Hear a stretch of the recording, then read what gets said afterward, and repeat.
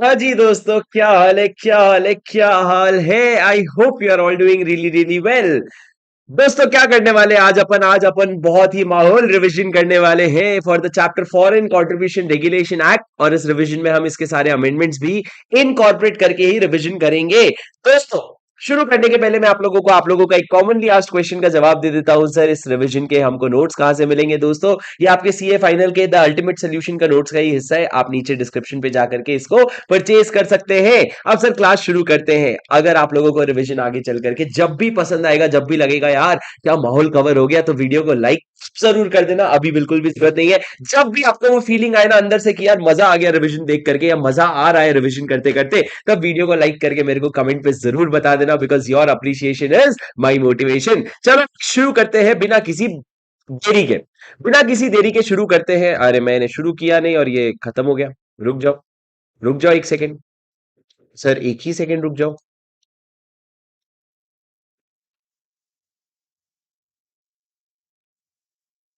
एक ही सेकेंड रुक जाओ।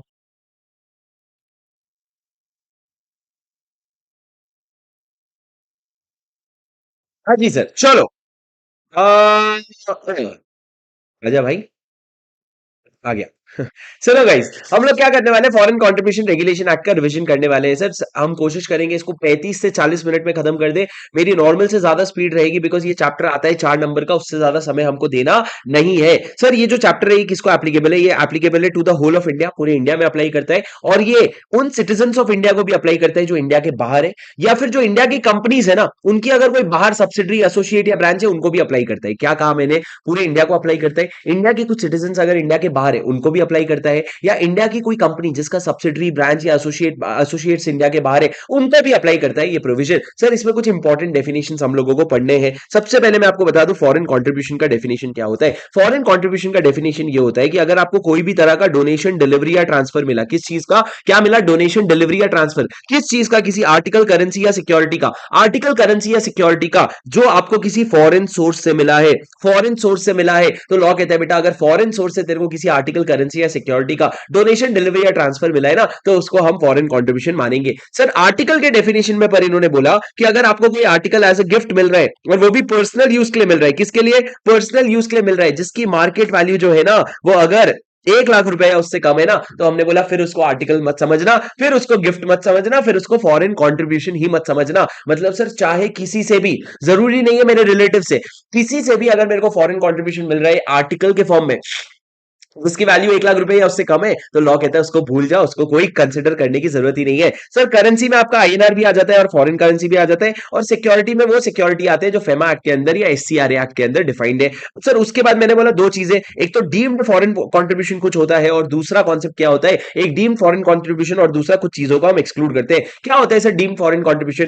कोई इंसान जिसको फॉरेन कंट्रीब्यूशन मिला, वो भी अगर डोनेशन, डिलीवरी या ट्रांसफर कर रहे हैं ना उस आर्टिकल, करेंसी या सिक्योरिटी का, तो उसको भी फॉरेन कंट्रीब्यूशन मान लिया जाएगा। मतलब सर, फॉरेन सोर्स नहीं, कोई इंडिया का ही इंसान जिसको फॉरेन कंट्रीब्यूशन मिला, वो अगर डोनेशन, डिलीवरी या ट्रांसफर कर रहे हैं, तो फॉरेन कंट्रीब्यूशन मान लिया जाएगा। दूसरा सर, दूसरा, आप लोगों को अगर कोई इंटरेस्ट का इनकम आ रहा है, क्या आ रहा है? इंटरेस्ट का इनकम आ रहा है इससे, या फिर सर अगर आपको कोई अदर इनकम आ रहा है जैसे कि रेंटल वगैरह हो गया, ये सारा फॉरेन कंट्रीब्यूशन होता है। पर क्या एक्सक्लूड करोगे सर? हर वो पैसा जो आपको ऑर्डिनरी कोर्स ऑफ बिजनेस में मिलता है, गुड्स दिया उसका कॉस्ट मिला, सर्विस दिया उसका पैसा मिला, वो उसको एक्सक्लूड कर दोगे, वो फेमा में कवर होता है। उसके बाद सर अगर एक एजुकेशनल इंस्टीट्यूट है, वो अपने फॉरेन के स्टूडेंट से पैसा ले रही है, तो उसको भी फॉरेन कंट्रीब्यूशन नहीं माना जाएगा। और अगर आप कोई ट्रेनिंग या सेमिनार वगैरह प्रोवाइड कर रहे हो, उसका फीस ले रहे हो आप, तो उसको भी फॉरेन कंट्रीब्यूशन नहीं मानेंगे। बस इतनी सी बात है। अब सर उसके बाद हमने क्या कहा, फॉरेन कंट्रीब्यूशन कब बनता है? जब फॉरेन सोर्स से मिलता है। फॉरेन सोर्स में क्या आता है सर? फॉरेन सोर्स में फॉरेन की गवर्नमेंट हो गई, गवर्नमेंट की एजेंसी हो गई, आपकी सारी इंटरनेशनल एजेंसी हो गई, ये सबको क्या कहते हैं? Foreign sources. लेकिन सर इंटरनेशनल एजेंसी में आप समझना, आपका इंटरनेशनल मॉनेटरी फंड,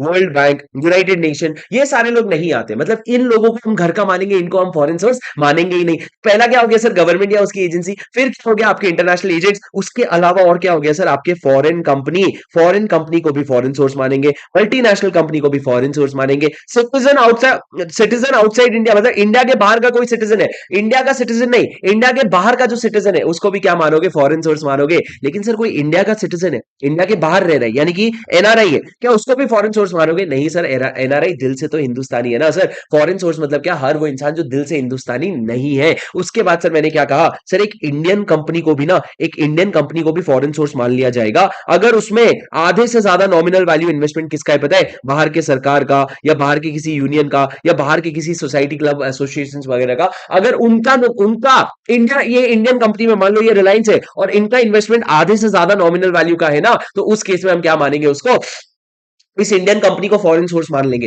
पर इसका एक एक्सेप्शन है जो एग्जाम में आता है कि अगर ये आधे से ज्यादा नॉमिनल वैल्यू जो है ना वो फेमा के लिमिट्स के अंदर है, आप फेमा के लिमिट्स के अंदर इन्वेस्ट कर रखे हो, तो फिर इसको फॉरेन सोर्स नहीं मानेंगे, फिर तो है तो इंडियन कंपनी है ना। उसके अलावा सर आपके जितने भी यूनियन होते हैं जो इंडिया में रजिस्टर, इंडिया के बाहर रजिस्टर्ड है, जितने भी आपके सोसाइटीज होते हैं, क्लब्स होते हैं, एसोसिएशन होते हैं, और जो भी चीजें होती है, फाउंडेशन होते हैं, ट्रस्ट होते हैं, ये सारे लोग कहां पे क्या कहलाते हैं सर, फॉरेन सोर्स कहलाते हैं। उसके बाद सर मेरे को बताओ फॉरेन कंपनी के डेफिनेशन में क्या आता है। फॉरेन कंपनी का डेफिनेशन हमारा कंपनीज एक्ट का 242 से नहीं मिलता जुलता। फॉरेन कंपनी मतलब कोई भी कंपनी, एसोसिएशन ऑफ इंडिविजुअल या बॉडी ऑफ इंडिविजुअल है जो इंडिया के बाहर इनकॉर्पोरेटेड है, उसको हम फॉरेन कंपनी मानेंगे। इसमें 4 लोगों को इंक्लूड कर देना बेटा, 379 कंपनीज एक्ट के 379 वाले फॉरेन कंपनी को भी इंक्लूड कर देना, किसी फॉरेन कंपनी के सब्सिडरी को, किसी फॉरेन कंपनी के रजिस्टर्ड ऑफिस या प्लेस ऑफ बिजनेस को, और मल्टीनेशनल कंपनीज को भी इंक्लूड कर लेना फॉरेन कंपनी में। तो ये फॉरेन कंपनी बन जाएंगे, और फॉरेन कंपनी बनते ही फॉरेन सोर्स बन जाएंगे। इनसे लिया हुआ पैसा फॉरेन कंट्रीब्यूशन समझ जाएगा। तुम फॉरेन समझ रहे हो कि नहीं, फॉरेन लैंग्वेज मेरा?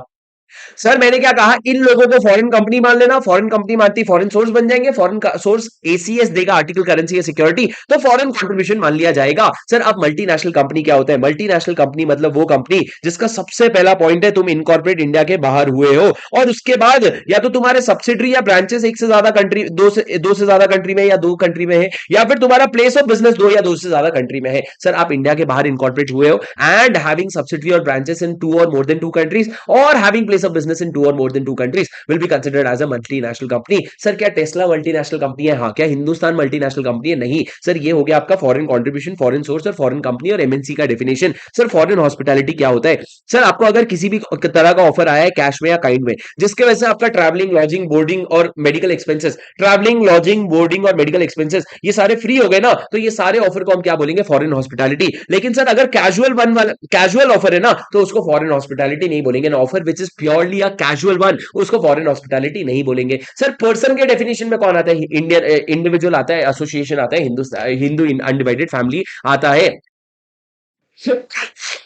सर मेजर डेफिनेशन और इंपॉर्टेंट डेफिनेशन इतने ही थे। उसके बाद सर हमने शुरू किया सेक्शन नंबर। सर मैं आपको नोट से पढ़ाऊंगा, प्लीज मेरे को कमेंट में बताना आपको ये तरीका कैसा लग रहा है, आपको ये तरीका जम रहा है क्या, आपने मेरे को कमेंट में बताना पड़ेगा। पर मैं ये नया अप्रोच ले रहा हूं, अगर आपको चाहिए कि बुक से वर्ड बाय वर्ड रीडिंग करूं, तो वो बुक से वर्ड बाय वर्ड रीडिंग जो है मेरे पहले रिविजन वीडियोस में बना हुआ है, वो आप जाकर के देख सकते हो। पर सर ये जो लेटेस्ट रिविजन है, इसमें मैं कुछ नया तरीका ट्राई कर रहा हूं, मेरे को बताना जरूर कैसा आपको पसंद आ रहा है। सर सेक्शन नंबर 3 क्या है? सेक्शन नंबर 3 क्या है बेटा, और आप लोगों को बता दूं जो मेरे क्लास के बच्चों, तुमको नहीं पता ये रिविजन तुमको कितना हेल्प करेगा, तुम्हारे इतने कॉन्सेप्चुअल क्लैरिटी होने के बाद बहुत हेल्प करेगा ये रिवीजन तुमको, और तुमको पता है तुम्हारे ही फ्लो में है ये। तो मेरी बात सुनो सर, सेक्शन नंबर 3 क्या है? सेक्शन नंबर 3 कहते हैं कुछ लोग प्रोहिबिटेड है क्या करने से? फॉरेन कंट्रीब्यूशन ऑब्टेन करने से। प्रोहिबिटेड मतलब कुछ भी होता है नहीं करने देंगे। कौन से लोग सर? सर आपके गवर्नमेंट से रिलेटेड कुछ लोग थे, उसके बाद न्यूज से रिलेटेड कुछ लोग थे, और उसके बाद इलेक्शन से रिलेटेड कुछ लोग थे। सर इलेक्शन क्या बोल रहा हूं, आपके गवर्नमेंट से रिलेटेड, अरे गवर्नमेंट हो गया ना, पॉलिटिशियन से रिलेटेड कुछ लोग थे। सर पहले पॉलिटिशियन वाली बात करते हैं। सर अगर आप शुरू से करते हैं सर, अगर आप कैंडिडेट फॉर इलेक्शन हो, क्या हो? कैंडिडेट फॉर इलेक्शन हो, या फिर अगर आप मेंबर ऑफ लेजिस्लेचर हो, या फिर आप पॉलिटिकल पार्टी हो, या office bearer of political party हो, या फिर सर आप ऑर्गेनाइजेशन ऑफ पॉलिटिकल नेचर हो, ये चारों लोगों को पैसा लेने से प्रोहिबिटेड है। Candidate for election, member of legislature, political party और ऑफिस बेरर देयर ऑफ, और ऑर्गेनाइजेशन ऑफ पॉलिटिकल नेचर जिसको हमने डिक्लेयर किया है। उसके बाद से न्यूज़पेपर वाले कौन से? सर न्यूज़पेपर के आपके जितने भी प्रिंट मीडिया होते हैं, प्रिंट मीडिया के columnist, cartoonist, correspondent, editor, owner, printer, publisher, ये सारे लोग क्या हो जाएंगे? डिस्क्वालीफाइड। उसके अलावा सर कोई अगर कंपनी है जो प्रोडक्शन में या ब्रॉडकास्ट में इन्वॉल्व है, वो कंपनी भी डिस्क्वालीफाइड हो जाएगी और प्रोहिबिटेड हो जाएगी। और कंपनी के वापस से जो कॉलमनिस्ट, कार्टूनिस्ट, कॉरेस्पॉन्डेंट और एडिटर और ओनर है, ये सारे लोग क्या हो जाएंगे sir? Prohibited from accepting foreign contribution. और सर गवर्नमेंट की अगर बात करूं, तो आपका पब्लिक सर्वेंट हो गया, गवर्नमेंट सर्वेंट हो गया, आपके जज हो गए, और हर वो एम्प्लॉय हो गया जो किसी गवर्नमेंट के बॉडी में या गवर्नमेंट के कॉर्पोरेशन में काम करता है। तो हर एम्प्लॉय जो है ना, ये सारे लोग क्या है सर, ये लोग सारे लोग प्रोहिबिटेड है, ये लोग पॉलिटिकल कॉन्ट्रीब्यूशन, फॉरेन कॉन्ट्रीब्यूशन नहीं ले सकते,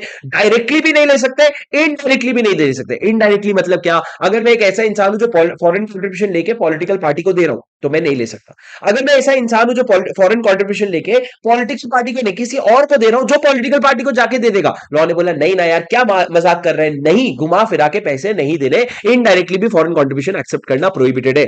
पर अगर तू सेक्शन 4 क्या बोलता है, सेक्शन 4 कहता है माना कि तू सेक्शन 3 में प्रोहिबिटेड है, पर फिर भी तू कुछ चीजें जो है वो ले सकता है, कुछ तरह के पैसे तू ले सकता है। कौन से पैसे सर, अगर आपको सैलरी रेम्यूनरेशन या वेजेस मिल रहा है, क्या सैलरी रेम्यूनरेशन या वेजेस, या फिर अगर आपको स्टाइपेंड या स्कॉलरशिप का पैसा मिल रहा है, जैसे मैंने अनुराग सिंह ठाकुर के बारे में बताया था, स्टाइपेंड या स्कॉलरशिप का पैसा मिल रहा है। उसके बाद सर मैंने बोला अगर आपको रेमिटेंस आ रहा है फेमा के अंडर, अगर आपको कोई रेमिटेंस आ रहा है ऑर्डिनरी कोर्स ऑफ बिजनेस में, लॉ कहता है चलता है। उसके अलावा सर अगर रिलेटिव से कोई पैसा मिल रहा है तो वो भी चलता है। सर अगर आपको ऑर्डिनरी कोर्स ऑफ बिजनेस में, चाहे वो इंडिया में धंधा हो या इंडिया के बाहर धंधा हो, उसमें पैसा मिल रहा है तो चलता है। अगर सर आपको एज एन एजेंट पैसा मिल रहा है क्योंकि आपने वो फॉरेन सोर्स के बिहाफ में इंडिया में सेंट्रल गवर्नमेंट या स्टेट गवर्नमेंट के साथ कुछ काम किया, तो एज एन एजेंट पैसा मिल रहा है तो लॉ कहता है वो भी चलता है। और सर लास्ट में अगर आपको गिफ्ट या प्रेजेंटेशन के तौर पे मिला है, क्या गिफ्ट या presentation, being an Indian delegate you got any gift और presentation, that kind of thing is not prohibited, it is very much allowed. ये प्रोविजन है सर। पर एक बात ध्यान रखना, इसमें अमेंडमेंट हुआ है सर, अगर आपको रिलेटिव से पैसा मिल रहा है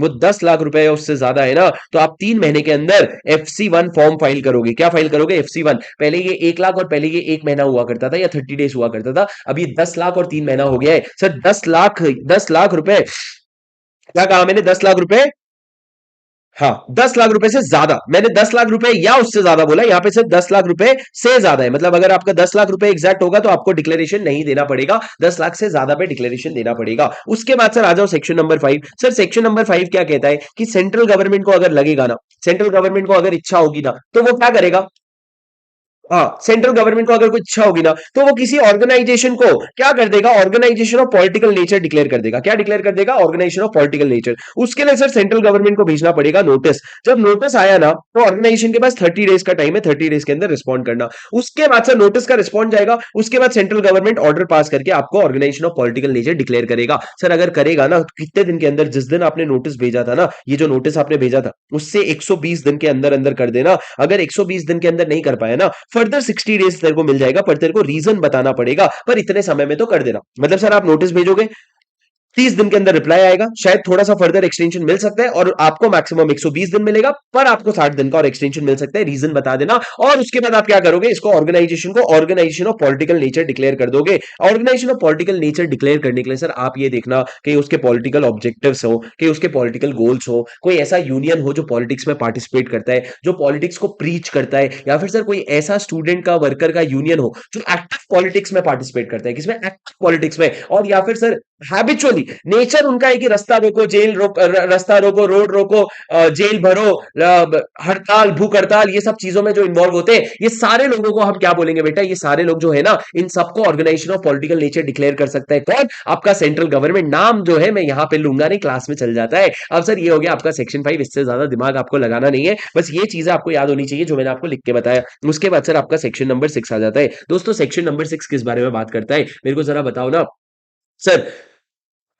सर बताओ ना सेक्शन नंबर 6 किस बारे में बात करता है। सर सेक्शन नंबर 6 बात करता है रेस्ट्रिक्शन ऑन फॉरेन हॉस्पिटैलिटी। अब सर आपका फॉरेन हॉस्पिटैलिटी वाला प्रोविजन शुरू हो गया। सर फॉरेन हॉस्पिटैलिटी का मतलब पता है आपको, offer in cash on kind. तो सर कोई भी इंसान, कुछ सिलेक्टेड इंसान अगर फॉरेन हॉस्पिटैलिटी लेना चाहता है ना, उसको सीजी का प्रायर अप्रूवल लगेगा। कौन सा इंसान सर, 5 लोग है, member of legislature, office bearer of a political party, जज हो गया, गवर्नमेंट सर्वेंट हो गया, जज हो गया, गवर्नमेंट सर्वेंट हो गया, और कोई एम्प्लॉय हो गया जो गवर्नमेंट के बी या सी में काम करता है। बीसी में नहीं, बी या सी में, बॉडी में या फिर कॉर्पोरेट में, गवर्नमेंट के। तो सर ये 5 लोगों को हमने कवर किया है। हमने क्या बोला बेटा, तुम 5 लोग जो ना फॉरेन हॉस्पिटैलिटी ले सकते हो जाकर के, लेकिन तुमको प्रायर अप्रूवल लेना पड़ेगा इन द फॉर्म FC2। मतलब सर तुम जाने के पहले, इंडिया के बाहर जाने के पहले से कम 2 हफ्ते पहले तुमको FC2 भर के देना पड़ेगा, और उस एप्लीकेशन के साथ साथ आप कुछ चीजें अटैच करोगे। क्या? अगर बाहर वाली कंट्री ने इन्विटेशन भेजा है तो इन्विटेशन अटैच कर देना। अगर इन्विटेशन नहीं भेजा है, तुमको सरकार की तरफ से भेजा जा रहा है, तो सरकार का एडमिन क्लियरेंस अटैच कर देना, ताकि सीजी को अप्रूव करने में आसानी हो जाए। उसके बाद सर सीजी आपके एप्लीकेशन को अप्रूव करेगा, फिर ही आप फॉरेन हॉस्पिटैलिटी रिसीव कर सकते हो। लेकिन सर अगर आप इंडिया के बाहर थे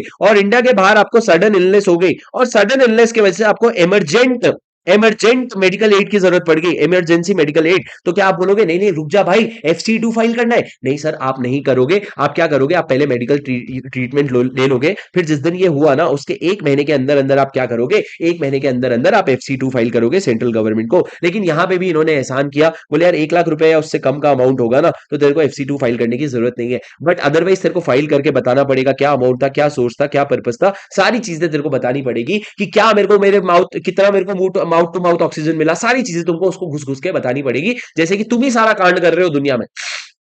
समझे क्या सर? मतलब आपका मेडिकल ट्रीटमेंट लेने के बाद 1 साल के अंदर आप बता दोगे उसको, ये हो गया सर आपका प्रोविजन। पर सर इन्होंने ना कुछ और एक्सेप्शन बनाया कुछ केसेस में। इन्होंने बोला फॉरेन हॉस्पिटैलिटी अगर तुमको ले भी रहे हो ना, तो तुमको अप्रूवल नहीं लगेगा। एक्सेप्शन नहीं बोलता सर, मैं इसको बोलता हूँ गाइडलाइंस। क्या कुछ गाइडलाइंस बनाए, कुछ क्लैरिफिकेशन दिया है क्या? अगर तुम CG या SG के पैसे पे घूमने जा रहे हो, खुद के पैसे पे घूमने जा रहे हो, तो तुमको ये प्रोविजन नहीं लगेगा। या फिर सर तुम्हारा कोई इंडियन नेशनल है, इंडियन नेशनल मतलब इंडिया का ही कोई बंदा है जो फॉरेन कंट्री या टेरिटरी में रहता है, और वो तुमको फॉरेन हॉस्पिटैलिटी दे रहा है ना, जैसे मेरा भाई है ऋषभ, वो ऋषभ इंडिया के बाहर रहता है, मैं जाऊंगा तो वो तो मेरा खातिरदारी खातिरदारी तो घंटा ख्याल तो रखेगा ही ना, तो ख्याल तो रखेगा ही ना, तो ख्याल तो जो रखेगा ना, वो फॉरेन हॉस्पिटैलिटी जो होती है उसको आप यहाँ पे कवर नहीं करोगे, यहाँ पे अप्रूवल नहीं लगेगा। सर अगर आपका इंडिया का किसी कंट्री के साथ बाइलेटरल अग्रीमेंट है, उसके अंडर बाहर जा रहे हो, तो आप अप्रूवल नहीं लगेगा। या फिर सर आप समझो इंडिया की किसी मिनिस्ट्रीज को आप फॉरेन कोर्स के ट्रेनिंग के लिए भेज रहे हो, फॉरेन कोर्सेज के ट्रेनिंग के लिए भेज रहे हो, तो लॉ कहते हैं फॉरेन कोर्सेज के ट्रेनिंग के लिए जा रहे हैं ना, तो उसके लिए भी आपको ये सब अप्रूवल वगैरह नहीं लगेगा, क्योंकि मिनिस्ट्री सोच समझ के तुमको फॉरेन कोर्सेज के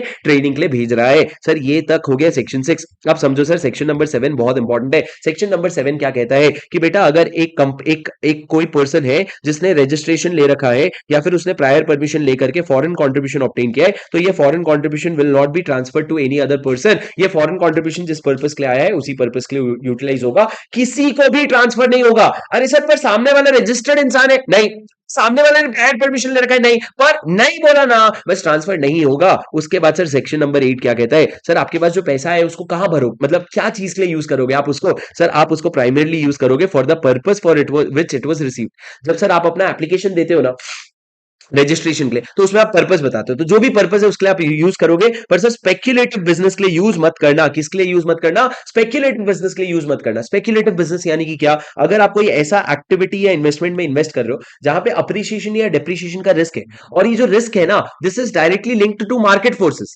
there is a risk of appreciation और depreciation of your investment, and that risk is linked to market force, तो लॉ ने बोला ये स्पेक्युलेटिव बिजनेस है। या फिर सर आप कोई ऐसे स्कीम में इन्वेस्ट कर रहे हो 25 दिन में नहीं, वो नहीं, वो भी कवर्ड होता है। कोई ऐसी स्कीम में आप इन्वेस्ट कर रहे हो जो आपको प्रॉमिसिंग रिटर्न दे रहा है, बोले भाई भारी रिटर्न 25 दिन में पैसा डबल, जैसे कि लैंड का हो गया, चिट का हो गया, ऐसे स्कीम में, तो ये भी स्पेक्युलेटिव बिजनेस माना जाएगा। पर सर अगर आप डेट बेस्ड सिक्योर्ड फंड में इन्वेस्ट कर रहे हो ना, तो लॉ कहता है उसको फिर हम क्या नहीं मानेंगे, उसको हम स्पेक्युलेटिव बिजनेस नहीं मानेंगे। उसके बाद मैंने क्या कहा सर?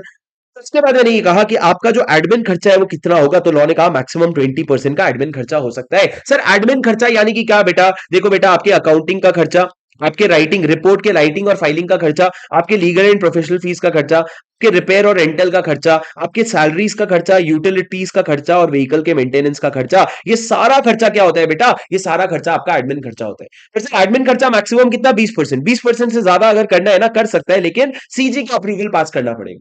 सर कौन सा खर्चा एडमिन खर्चा में नहीं आता है? दो खर्चा। अगर तुम ट्रेनिंग के काम में हो या रिसर्च के काम में हो, और जो इंसान ट्रेनिंग प्रोवाइड करता है या जो इंसान collection and analysis of field data करता है, मतलब जो वो कलेक्शन कर रहा है और एनालिसिस कर रहा है, तो वो तो तुम्हारा मेन ऑब्जेक्टिव का काम कर रहे हैं ना, तो इनको जो आप सैलरी दे रहे हो उसको आप एडमिन एक्सपेंस नहीं मानोगे।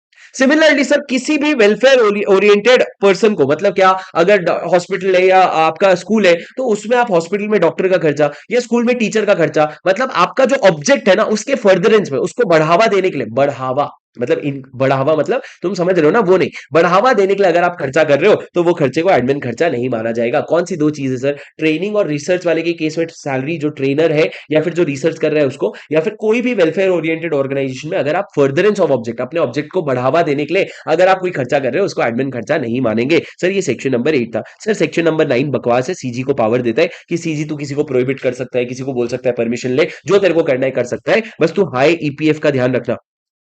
तो ये जो ज्ञान दे रहा है ना कि तू परमिशन ले, तू मत ले, ये सब जो तू ज्ञान देगा ये हाई ईपीएफ को ध्यान में रखते हुए देना। मतलब तेरे हिसाब से अगर कंट्री के हार्मनी को इंपैक्ट करेगा, या फिर कंपनी के इंडिया के इंटेग्रिटी को इंपैक्ट करेगा, या freedom of election in India को इंपैक्ट करेगा, या ठीक है पब्लिक इंटरेस्ट में तेरे को सही लगता है, या फिर सर इंडिया के बाहर वाले स्टेट्स के फ्रेंडली रिलेशन को इंपैक्ट करेगा, तब जाके तू इस तरह का ऑर्डर देना, मतलब वरना मत देना। सर हमने सीजी को पावर दिया है कि सीजी तू ना बहुत सारे लोगों को कंट्रोल कर सकता है, पर कंट्रोल इन बेसिस पे करना। ये मत बोलना मेरी मर्जी हो रही है, आज में बीजेपी बैठा है बोले मेरी मर्जी हो रही है, आज मैं राहुल गांधी का है ना एक एनजीओ बंद करवा देता हूँ। नहीं बेटा, थोड़ा ढंग से कर, हाई ईपीएफ का तो ध्यान रख। उसके बाद सर सेक्शन नंबर 10 क्या कहता है? सर सेक्शन नंबर 10 ये कहता है कि सेंट्रल गवर्नमेंट को अगर एप्लीकेशन या किसी भी कारण से अगर उसको सेटिस्फैक्शन मिल जाता है, सोचो एप्लीकेशन से ही सेटिस्फैक्शन मिल जाता है, तो अगर एप्लीकेशन से अगर सेटिस्फैक्शन मिल गया क्या कि कोई इंसान है जिसके पास फॉरेन कंट्रीब्यूशन है इन कॉन्ट्रावेंशन ऑफ दिस एक्ट, आपके इस एक्ट के कॉन्ट्रावेंशन में आपके पास फॉरेन कंट्रीब्यूशन है, तो वो आपको प्रोहिबिट कर देगा कि ना तो इसको पे करेगा, ना तो इसको डिलीवर करेगा, ना तो इसको ट्रांसफर करेगा,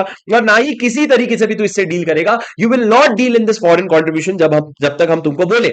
वो आर्टिकल करेंसी या सिक्योरिटी में डील नहीं करोगे जब तक हम तुमको परमिशन दे, और अगर तुमने डील कर दिया ना तो सेक्शन नंबर 34 के अंदर तुम जेल भी जाओगे, जेल भी जाओगे 3 साल तक के लिए, तुमको फाइन भी लगेगा, और सर और एडिशनल फाइन भी लग सकता है। कितना एडिशनल फाइन? जो वैल्यू था ना तुम्हारे आर्टिकल करेंसी या सिक्योरिटी का, उतना तक का तुमको एडिशनल फाइन भी लग सकता है। बाकी तुम इसमें डील मत करना जब तक हम तुमको प्रोहिबिट करके रखे हैं। उसके बाद सर सेक्शन नंबर 11 क्या कहता है कि अगर आपको फॉरेन कंट्रीब्यूशन लेना है ना, तो आपको या तो सर्टिफिकेट ऑफ रजिस्ट्रेशन लेना पड़ेगा या फिर प्रायर परमिशन लेना पड़ेगा। सर्टिफिकेट ऑफ रजिस्ट्रेशन 3A में आता है, फॉर्म FC3A, और प्रायर परमिशन फॉर्म FC3B में फाइल होता है।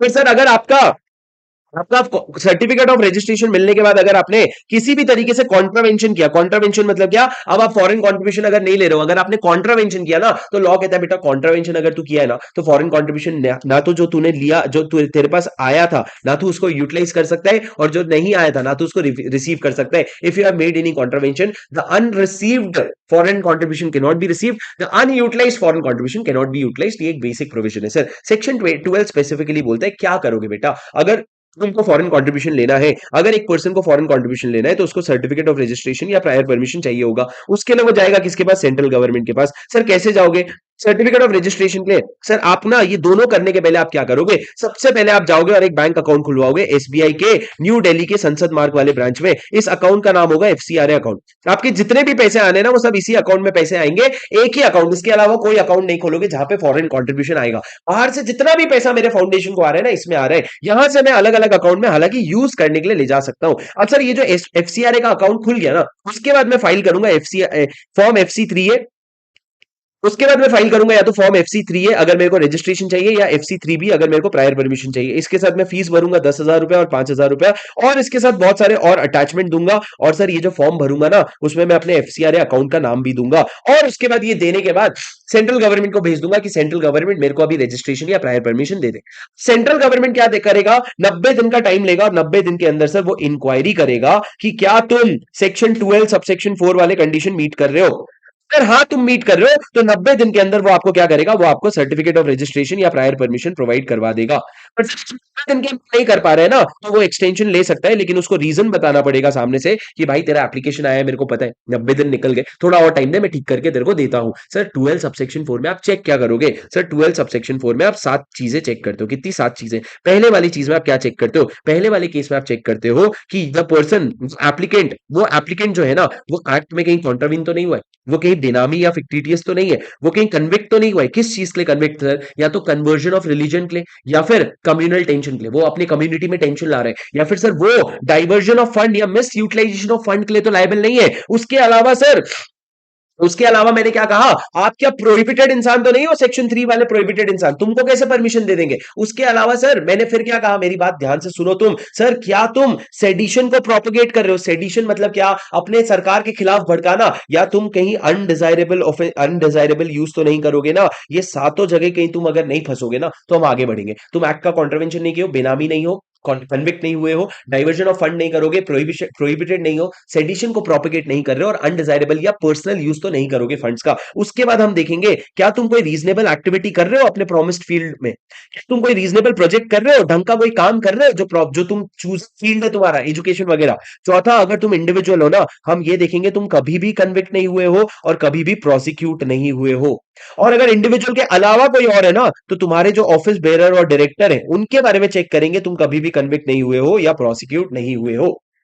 और उसके बाद से मैंने क्या कहा, तुम ये देख लेना हाई ईपीएफ का नुकसान तो नहीं हो जाएगा अगर हम आपको अप्रूवल दे देंगे। हाई ईपीएफ मतलब हार्मनी का, इंटेग्रिटी का, आपका ई क्या था यार, इलेक्शन के फेयरनेस का, पी क्या था, पब्लिक इंटरेस्ट का, और एफ फ्रीडम ऑफ नहीं, एफ फ्रीडम नहीं था, क्या था, इलेक्शन का फ्रीडम था, और एफ था friendly relation with the public state. तो ये सब चीजों में आपके डिस्क्वालीफाई नहीं हो रहे। और सातवां, कहीं ये फॉरेन कंट्रीब्यूशन लेने की वजह से किसी की जान तो खतरे में नहीं आ जाएगी या कोई ऑफेंस तो इनिशिएट नहीं हो जाएगा ना, मतलब कि ये टेररिस्ट फाइनेंसिंग का पैसा नहीं है या किसी के मर्डर का पैसा नहीं है। ये सारी चीजें वेरीफाई करने के बाद, इंक्वायरी करने के बाद 90 दिन के अंदर सीजी अप्रूवल देगा। ज्यादा घुस घुस के इंक्वायरी करेगा तो 90 दिन से ज्यादा भी ले सकता है, लेकिन रीजन बताना पड़ेगा। अगर उसको लगा सब कुछ ठीक है तो वो आपको अप्रूवल दे देगा। सर आपको अभी सर्टिफिकेट ऑफ रजिस्ट्रेशन मिल जाएगा या प्रायर परमिशन, दोनों के केस में इंक्वायरी होगा सर। अगर सर्टिफिकेट ऑफ रजिस्ट्रेशन मिल गया ना तो इसकी वैलिडिटी होती है 5 साल की। प्रायर परमिशन मिला तो ये तो स्पेसिफिक पर्पस के लिए वैलिडिटी होता है, बस बात खत्म, इसकी स्पेसिफिक पर्पस की वैलिडिटी होती है। उसके बाद सर सेक्शन नंबर 12 क्या कहते हैं, आईडी प्रूफ मांग सकता है कौन, सेंट्रल गवर्नमेंट। जब आप उनके पास, आप जब सर्टिफिकेट ऑफ रजिस्ट्रेशन के लिए जा रहे हो या प्रायर परमिशन के लिए जा रहे हो या रिन्यूअल के लिए जा रहे हो, कभी भी जा रहे हो ना, तो सेंट्रल गवर्नमेंट आपके ऑफिस बेरर और डायरेक्टर्स का आईडी प्रूफ मांग सकता है, यानी कि आधार कार्ड मांग सकता है, बाहर वाले हो तो पासपोर्ट मांग सकते हैं, पासपोर्ट नहीं है तो overseas citizen of India card है तो उससे भी काम चला लेगा, ओवरसीज सिटीजन ऑफ इंडिया, पर सेंट्रल गवर्नमेंट आपसे ये चीजें मांग सकता है। सर सेक्शन नंबर 12 क्या कहता है उसके बाद, सर सेक्शन नंबर 12 हो गया, सॉरी सेक्शन नंबर 13 क्या कहता है सर, 13 14 15 16 अपन साथ में पढ़ेंगे, 14 के बाद 14 ए भी आता है। सर सबसे पहले मैंने बोला सेक्शन 14 क्या कहता है, सेक्शन 14 कहता है तुम्हारा रजिस्ट्रेशन कैंसिल हो सकता है अगर तुम 5 साल के लिए रजिस्ट्रेशन हुए थे, कैंसिल हो सकता है अगर तुम टर्म्स एंड कंडीशंस का ब्रीच करते हो, अगर तुम एक्ट के कॉन्ट्रवेंशन में काम करते हो, अगर पब्लिक इंटरेस्ट में लगता है तुम्हारा रजिस्ट्रेशन कैंसिल कर देना चाहिए, या फिर सर अगर तुमने जब इनकॉर्पोरेट हुए थे ना तो तुमने फॉल्स या इनकरेक्ट इंफॉर्मेशन दिया था, या आप पिछले 2 साल से कोई ढंग का काम ही नहीं कर रहे हो, या फिर आप डिफंक्ट हो गए हो, पिछले 2 साल से ढंग का काम ही नहीं कर रहे हो, या फिर आप डिफंक्ट हो गए हो, तो ये सारे केसेस में क्या होगा सर, आपका रजिस्ट्रेशन कैंसिल हो सकता है। लेकिन कैंसिल होने के पहले आपको ऊब तो देंगे ना, ऊब मतलब अपॉर्चुनिटी ऑफ बीइंग हर्ड देंगे, उसके बाद ही कैंसिल करेंगे। सर एक छोटा सा पॉइंट है, ध्यान से सुन लो, क्लास वाले बच्चे और भी ध्यान से सुन लो। अगर आपका एक बार रजिस्ट्रेशन कैंसिल होता है ना, एक लाइन देखो यहाँ पे लिखा है, अगर आपका एक बार रजिस्ट्रेशन कैंसिल होता है ना बेटा, तो उसके बाद तुम ना अगले 3 साल तक जाकर के फ्रेश रजिस्ट्रेशन के लिए अप्लाई नहीं कर सकते। अगर तुम्हारा रजिस्ट्रेशन या प्रायर परमिशन कैंसिल होता है तो तुम अगले 3 साल तक जाकर के फ्रेश रजिस्ट्रेशन के लिए अप्लाई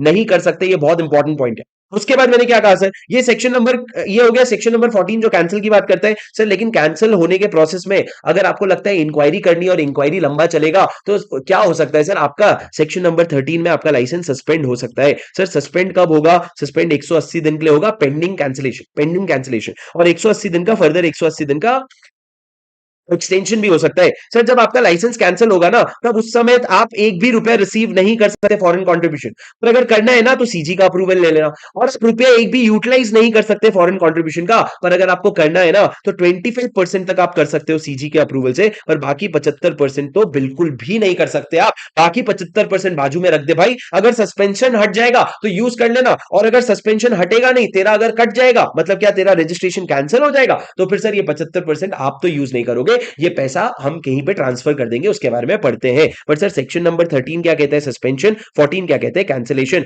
कैंसिलेशन के पेंडिंग में आप क्या कर देते हो, सस्पेंशन कर देते हो 180 डेज प्लस 180 डेज। उसके बाद सर सेक्शन नंबर 14 ए क्या कहता है, सरेंडर। सर सरेंडर क्या होता है, आप अगर नहीं चाहो तो सामने से मुंह पे फेंक के मार सकते हो, बोले नहीं चाहिए मेरे को सर्टिफिकेट ऑफ रजिस्ट्रेशन, सर ये आप फेंकोगे FC7 में, आप जाओगे सेंट्रल गवर्नमेंट के पास, पर सेंट्रल गवर्नमेंट के पास जाओगे तो ऐसे ही नहीं सरेंडर ले लेगा, वो चेक करेगा बेटा कॉन्ट्रावेंशन तो नहीं करके आ गया है तू, मैं करके आया, ऐसा बोलने से नहीं चलेगा, ये करना पड़ेगा कि कहीं कॉन्ट्रावेंशन तो नहीं किया है तूने। और दूसरा ये चेक करेंगे मैनेजमेंट का क्या होगा, क्या अथॉरिटी के पास जाएगा। अगर ये दोनों चीजें हमको जम गई ना तो हम आपका सरेंडर एक्सेप्ट कर लेंगे। सर सरेंडर एक्सेप्ट करने के बाद क्या होगा, वैसे तो आपका सर्टिफिकेट ऑफ रजिस्ट्रेशन 5 साल के लिए वैलिड होता है, लेकिन जिस दिन सरेंडर एक्सेप्ट हो गया ना उस दिन इसका वैलिडिटी एंड हो गया, deemed that the validity has ended, ऐसा मान लिया जाएगा। उसके बाद सर सेक्शन नंबर 16 के बाद आ जाओ, सेक्शन नंबर 14 ए के बाद आ जाओ सेक्शन नंबर 15। सेक्शन नंबर 15 क्या कहता है सर, जब भी कोई ऑर्गेनाइजेशन है उसका अगर लाइसेंस कैंसिल होता है या फिर लाइसेंस रिन्यू नहीं करवाते ये लोग, तो सर उसके जितने भी असेट्स है ना, वो स्पेसिफाइड बैंकिंग अथॉरिटी के पास चला जाता है। किसके पास? बैंकिंग अथॉरिटी के पास। और सर ये बैंकिंग अथॉरिटी का रोल क्या होता है? अगर इनको लगता है कि पब्लिक इंटरेस्ट में है कि हमको कंपनी चलानी चाहिए या ऑर्गेनाइजेशन चलाना चाहिए, तो वो ऑर्गेनाइजेशन के एक्टिविटीज को मैनेज करते हैं। पर सर मैनेज करने के लिए वो अगर चाहे ना तो फॉरेन कंट्रीब्यूशन का पैसा यूटिलाइज भी कर सकते हैं, और कोई असेट बेचना है ना तो असेट को बेच भी सकते हैं। सर अगर कोई ऑर्गेनाइजेशन है जिसका लाइसेंस कैंसिल हो गया, तो उसका टेक ओवर कौन कर लेगा? एक बैंकिंग अथॉरिटी, और बैंकिंग अथॉरिटी पूरा ध्यान रखेगी। ये सर हो गया आपका सेक्शन नंबर 15। उसके बाद सेक्शन नंबर 16 क्या कहता है? रिन्यूअल के बारे में। सर आपका 5 साल का वैसे तो वैलिडिटी होता है, लेकिन 5 साल के एक्सपायर होने के पहले इस समय पे आप क्या करवा सकते हो? रिन्यूअल का एप्लीकेशन फाइल कर सकते हो। सर रिन्यूअल का एप्लीकेशन है फॉर्म FC3C, और इसमें आपको 5,000 रुपए देना पड़ता है रिन्यूअल के एप्लीकेशन के लिए। पर अगर आपने नहीं किया ना सर, तो उसके बाद आपको 1 साल और मिलेगा। ये 1 साल में आप FC3C फाइल कर सकते हो। 5,000 रुपए के साथ आपको 5,000 रुपए और फाइन देना पड़ेगा, और आपका रिन्यूअल हो जाएगा। पर अगर इसके बाद भी अगर नहीं किया ना, तो यहां पे आपको फ्रेश एप्लीकेशन ही करना पड़ेगा। अब आपका रिन्यूअल नहीं होगा, और ये मान लिया जाएगा कि आपका लाइसेंस इसी दिन क्या हो गया था? सीज हो गया था, कैंसिल हो गया था। इसके बाद से लेकिन जब आप इस समय भी रिन्यूअल नहीं करा रखे हो ना, उस समय ना ही आप कोई फॉरेन कंट्रीब्यूशन यूटिलाइज कर सकते हो, ना ही कोई फॉरेन कंट्रीब्यूशन रिसीव कर सकते हो। सिंपल सी बात है सर। रिन्यूअल का प्रोविजन है, रिन्यूअल 1 साल के अंदर करवाना पड़ेगा। उसके बाद तुम रिन्यूअल नहीं करवा सकते, तुमको फ्रेश एप्लीकेशन देना पड़ेगा, यानी कि FC3 है या फिर FC3B। समझे क्या? हाँ सर, ये आपका रिन्यूअल का प्रोविजन था, बस इतनी सी बात है। सर सेक्शन नंबर 17 18 जो है ना, वो अकाउंट्स और ऑडिट की बात करता है। कुछ खास बड़ी बात नहीं है, अपन नोट से जितना जितना अपने को रेलेवेंट लगेगा वो अपन पढ़ते जाएंगे। सर अकाउंट्स की बात करता हूं, मैंने क्या कहा था? तुम फॉरेन कंट्रीब्यूशन जो है ना, फॉरेन कंट्रीब्यूशन जो है ना, एक ही अकाउंट में रिसीव करोगे, फॉरेन कंट्रीब्यूशन रेगुलेशन अकाउंट जो आपने SBI के साथ खोला है। फिर इससे आप क्या करोगे? इसके बाद सर आप एक और फॉरेन कंट्रीब्यूशन रेगुलेशन अकाउंट खुलवा सकते हो। किसके पास खुलवाओगे सर? कोई भी शेड्यूल्ड बैंक के पास। सेबी की जरूरत नहीं है, SBI की जरूरत नहीं है, या फिर आप कोई भी मल्टीपल नॉर्मल अकाउंट्स खुलवा सकते हो। ये अकाउंट्स किस चीज के लिए काम आ रहे हैं सर? ये यूटिलाइजेशन के लिए। रिसीविंग के लिए तो एक ही जगह है, पर यूटिलाइजेशन के लिए मल्टीपल अकाउंट यूज कर सकते हो। पर सर ये जितने भी अकाउंट है ना, इसमें सिर्फ फॉरेन कंट्रीब्यूशन के पैसे आएंगे। इसमें कोई भी और डोमेस्टिक रिसीट्स नहीं आएगा, सिर्फ फॉरेन कंट्रीब्यूशन का पैसा आएगा। क्या आपको मेरी बात समझ आई? हाँ सर। अब ये जो फॉरेन कंट्रीब्यूशन रेगुलेशन वाले अकाउंट है ना, इन लोगों को सेंट्रल गवर्नमेंट को 48 आवर्स के अंदर रिपोर्ट करना पड़ेगा। कोई भी पैसा रिसीव हुआ या कोई भी पैसा यूटिलाइज हुआ, वो आपको रिपोर्ट करना पड़ेगा। चाहे आप रजिस्टर्ड हो ना हो, चाहे आप प्रायर परमिशन ले रखे हो ना ले रखे हो, वो बैंक का कंसर्न नहीं है। बैंक देखेगा पैसा आया, वो जाकर के रिपोर्ट कर देगा सेंट्रल गवर्नमेंट को। मतलब 48 आवर्स के अंदर रिपोर्ट जाता रहना चाहिए। ये सेक्शन नंबर 17 था। उसके बाद सर सेक्शन नंबर 18 क्या कहता है? बहुत सिंपल है सर। सेक्शन नंबर 18 कहता है कि हर कंपनी को एनुअल रिटर्न भेजना पड़ेगा CG को। सर एनुअल रिटर्न भेजोगे, उसके साथ सर आप ना, उसके साथ साथ आप अपना इनकम एक्सपेंस, रिसीट्स और पेमेंट्स और अपना बैलेंस शीट सारा अटैच करके भेजोगे। सर आप उसके साथ साथ एक CA का डिक्लेरेशन भी साइन करवा भेजोगे, और उसके साथ साथ सर आपको ना एक बैंक स्टेटमेंट भी भेजना पड़ेगा। सर ये एनुअल रिटर्न भेजोगे आप, annual return. Sir annual return में आप ना पूरा बताओगे कितने पैसे हमको रिसीव हुए और कितना पैसा रिसीव हुआ और क्या यूटिलाइजेशन हुआ है। सर देखो, आपको रिसीव क्या हो सकता है? आर्टिकल, करेंसी और सिक्योरिटी। अगर आपको करेंसी मिला है ना, तो आप फाइल करो FC4, लेकिन अगर आपको आर्टिकल या सिक्योरिटी मिला है ना, आप फाइल करो FC1।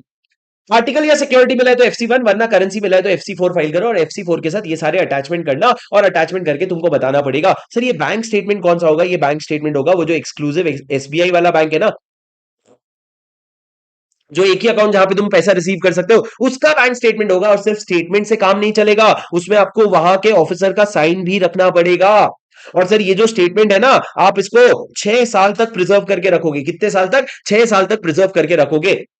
अब सर वापस मेरी बात सुनो। सर अगर आपको इस साल कोई पैसा नहीं आया है, तो फिर भी आपको रिटर्न फाइल करना पड़ेगा। जी हाँ, तब भी आपको FC4 फाइल करना पड़ेगा। नील रिटर्न फाइल करो, नील रिपोर्ट फाइल करो, लेकिन रिपोर्ट फाइल करो। ज्यादा से ज्यादा तुमको खुजली है ना कोई पैसा रिसीव हुआ है ना कोई पैसा यूटिलाइज हुआ है ना, तो तुम एक काम करो, income expense, receipt, payment, balance sheet, ये सब कुछ भी अटैच मत करो। CA का डिक्लेरेशन भी अटैच मत करो, पर तुम फाइल जरूर कर दो बाबा। नील रिटर्न भी तुमको फाइल तो करना ही पड़ेगा। सर ये क्या है सर आपका? ये सेक्शन नंबर 18 है, ये सेक्शन नंबर 18 है। उसके बाद सर सेक्शन नंबर 19 कहता है separate books of accounts maintain करना। सेक्शन नंबर 20 कहता है CG का बात मान ले, जो इंटीमेशन मांग रहा है दे दे, वरना वो तेरा ऑडिट करवा सकता है। और अगर ऑडिट होगा ना, तो जो ऑफिसर अपॉइंट होगा ना तेरा ऑडिट करने के लिए, वो तेरे घर में कभी भी रीजनेबल आवर में घुस सकता है, after sunset and before sunrise. सही बोला कि नहीं मैंने? कहीं कुछ गलत तो मैंने नहीं बोल दिया? आफ्टर सनसेट और बिफोर सनराइज।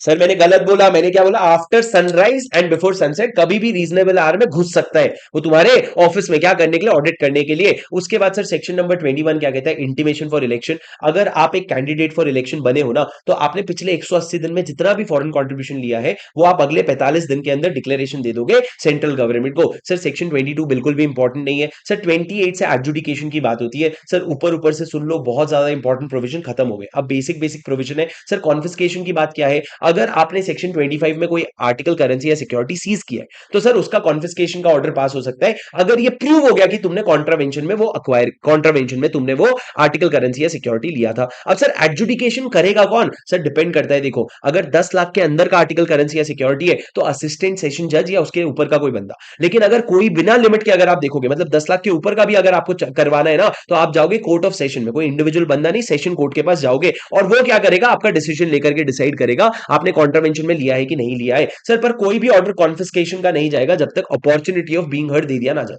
जब तक अपॉर्चुनिटी ऑफ बीइंग हर्ड ना दे दिया जाए।